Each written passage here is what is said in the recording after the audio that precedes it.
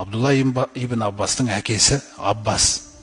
Жаңағы Хунайн жорығында мұсылмандар 12.000 әскермен шықса да, қаншама адам қашса да, қашты мұсылмандар, қаштық бәріміз. Сол кезде қасында қалған Аббас болған. Ол өзі жаңадан ғана жаңағындай кірген, Мекке ашылған жылы келді деп айтады. Бірақ шындап келген кезде ол сол жақта иман жасырып жүрген адамдардың бірі болған. Тек Мекке ашылған кезде ол ашты, айқын көрсетті өзін. Сол Аббас, мысалы, Пайғамбарымыз саллаллаху алейхи мындай сөзді айтатын. Келе жатқан кезде Аббасты көріп қалса, «Хаза Аббас ибн Абдул-Мутталиб, мынау Абдул-Мутталибтің баласы Аббас қой. Әжуаду Құрайшин каффан ва аусалуха» дейді.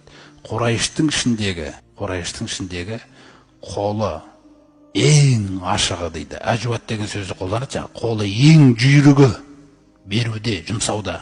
Осы ғой дейді. Сонда және де туысқандық байланысты ең мықты ұстайтын осы дейді. Енді осы сипатты қараңыз, бекерден бекер айтып отқан жоқпыз. Қолы ең жүйрігі жақсылықта. Сол мінез, сол қол сондай болғаннан Пайғамбарымыз саллаллаху алейхи қажыларға зәмзәмнен су беру жұмысын сол кісіге берген. Неге? Ол кең пейіл, ана жерде ұрысып жүреді. Тоқтаса жаңағыны іштің ғой деп айтуға болады мысалы біреу. Ана жерде ең қолы жүйрік жомарт адам қойылу керек. Бір күні Аббас қайтады, Аббас, дүйсенбі күні балаң екеуін келіңдер, яғни жаңағы Абдулла ибн Аббаспен. Мен сендерге бір дұға жасағым кеп тұр деп. Сонда біз екеуміз жақсы киініп, жақсы киімімізді киіп бардық дейді.